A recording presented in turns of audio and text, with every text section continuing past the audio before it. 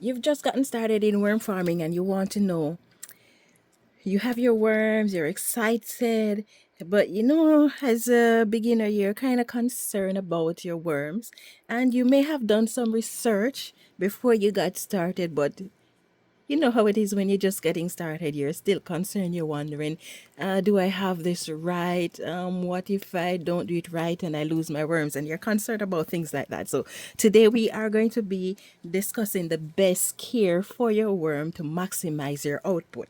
So this is my European nightcrawler vermicomposting bin. And I'm very specific when I say vermicomposting bin because the purpose of this bin is to produce castings. So you have vermiculture, which is breeding worms, which would be in the trays above here. And these trays above here, these are Euro trays. So let's see. Yeah. So these trays here, these are my vermiculture bins or breeder bins, and then this is my vermicomposting bins. So vermiculture is breeding worms, vermicomposting is producing castings. So how can you take care of your worms and get the best result? Nice Euro, eh? Look as if he's mated. So how can you take care of your worms? So first of all, we're going to start off with temperature in your worm bin. Now, when you're just getting started, chances are you might not have a thermometer. And so knowing the temperature in your worm bin might not be so easy for you. Now, here's a rule of thumb. If you don't have a thermometer and you want to have some idea whether your worms are too hot or your worms are too cold, then what I would recommend keeping in mind two things. One, if your worm bin feels cold to the touch, if the content in your worm bin feels cold to you, it is cold to your worms. If it feels hot to you, it is hot to your worms. Because worms, especially red wrigglers and European night crawlers, like a temperature around 20-23 would be ideal, but the temperature range at which these worms will be performing would be between 12 and between 12 and 26 Celsius, which is about 55 to 80 degrees Fahrenheit.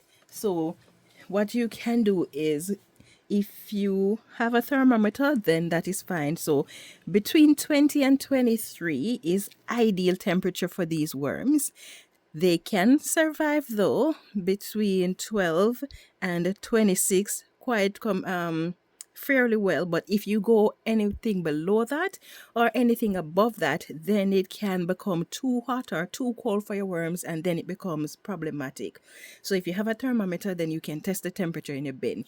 If you don't have a thermometer, then gloves off, feel the temperature in one end of your bin, feel the temperature at the other end of the bin, the temperature in the middle of the bin, because most time the temperatures in the middle of your bin is going to be warmer than the temperature of the perimeter of your bin.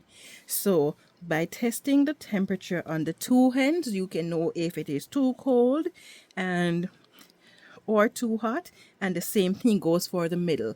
Now if you are pocket feeding in the corners of your bin, then those areas will be warm. Naturally, heat is going to leave from the outer ends first, same thing for moisture, and then gradually the heat is going to be leaving all the way up. So it starts on the end colder and it gets warmer towards the center of the bin. But if you're pocket feeding on the ends, then those ends are going to be warm, which means that the middle is also going to be warm. So you want to test the temperature on the ends of the bins and you want to test the temperature in the middle. So the ideal temperature then, or the temperature range in which your worms will be active and safe, is between 55 and 80 degrees Fahrenheit, or 12 and a half to 26 Celsius. Okay, I see they still have a little bit of the food down there, but not a lot. Now, the next thing is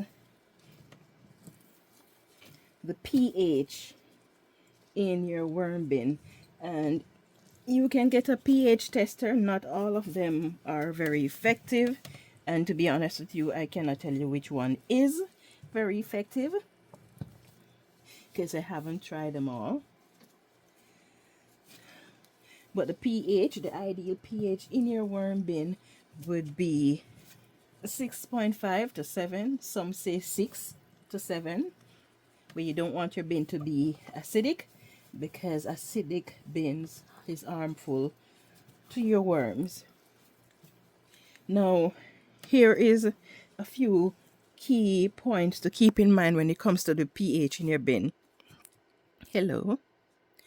If you are feeding acidic food to your worms, like citrus, onions, pineapple, things like that, if you are feeding acidic food to your worm, make sure it is in very small quantities, and add some pH buffer like oyster shell, crushed eggshell, diatomaceous earth, things like that to help as a buffer. But because these things break down slowly, if you have too much acidic food in there, that buffer won't kick into gear right away. It will happen gradually over time. So limiting the amount of acidic food that you add to the bin is a good practice. Next thing, how can you know if your bin is acidic if you don't have a pH tester? And this is not always the case, but let me tell you, if you smell your bin and it smells funky, chances are your bin is going to be acidic. And why is that? Because if your bin is funky, it means that it is anaerobic, which leads to the next point that we're going to be discussing, which is the airflow in your worm bin. So if your bin is smelling funky, it's anaerobic, which means that you don't have enough airflow, and the food is going to start breakdown. And as it breaks down without the presence of sufficient oxygen, the food will become acidic. So if your bin is smelly, chances are your bin is also acidic. If your bin is acidic, it will affect your worms. Your worms can shrink in size, and they can even die. They will eventually die if the acidity is not under control. So to ensure proper airflow, then you do what you see me doing here. Turn in the content of the bin, and if you have things like clumps, you want to separate the clumps to ensure that it has sufficient air.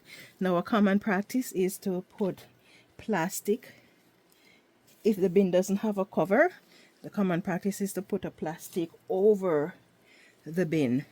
If the plastic is used to cover the bin, ensure that the air can get underneath that plastic, or it could restrict airflow, and that too could be harmful to your worms. So go through the bin and you aerate it. You aerate it by fluffing up the bin. You might notice I have a lot of pumpkins growing in here because I added the seed, because as they germinate and I am aerating the bin, then it becomes food for the worms. So now we have discussed moisture, we've discussed aerating the bin or airflow, and we have discussed pH. Oh, not moisture, but temperature. So let's now look at moisture. The moisture level in your bin should be around 70-80%. And If you don't have a moisture tester, then you can do the squeeze test to know if your bin is too wet or too dry. I have that in one of my video. I did a video on how to do the squeeze test, so I'm going to leave a link in the description to show you how you can do the squeeze test to know if you have the right moisture level in your worm bin without using a moisture tester. And then that brings us to the other aspect of looking after your worms. Now now we're going to add a bit of moisture to this bed, because as you can see, it's not wet enough.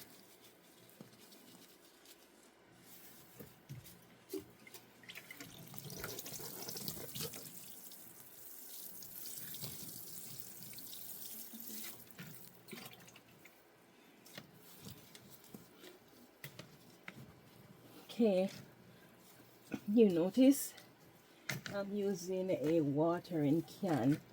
I don't dump containers of water in here. I use my watering can because it is faster than using a sprayer, and based on the level of dryness in the bin, then the watering can is just ideal for me.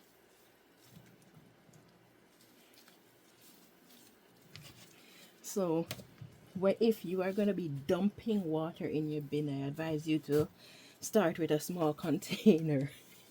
That way you don't end up putting in too much moisture, because if you do that, then your worms are going to be in a situation where all of the moisture that they're supposed to be absorbing from the content of your worm bin is going to be filling up the air pockets in your bin, and your worms won't be able to breathe properly. So you do not want to have too much moisture in your worm bin. I think I need a little bit more moisture.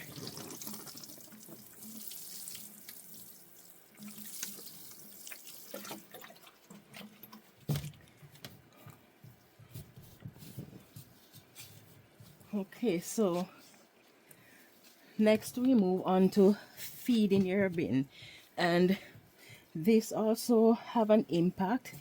Feeding a bin has an impact on temperature, it has an impact on moisture, and it has an impact on the pH of your worm bin. How? As you feed your worms food scraps,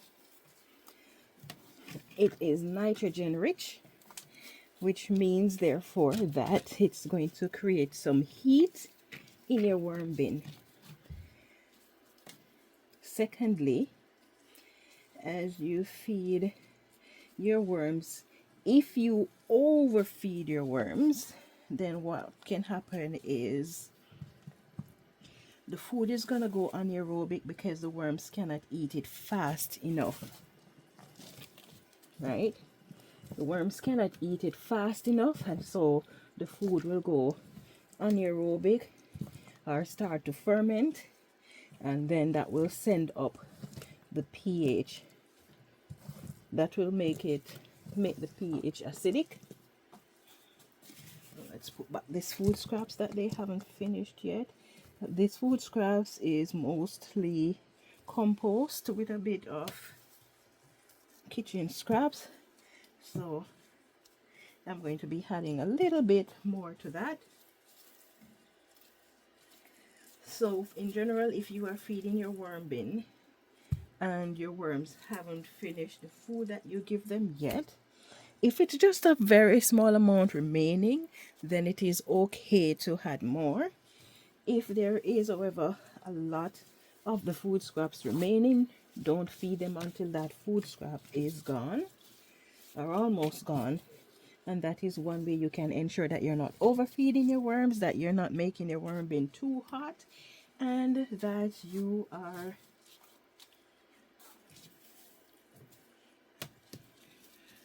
not increasing the pH in your worm bin. So these are the tips for how you can care for your worms and maximize the productivity of your worm bin. So did you find this video helpful? Would you like to learn more? In our next video, we are going to be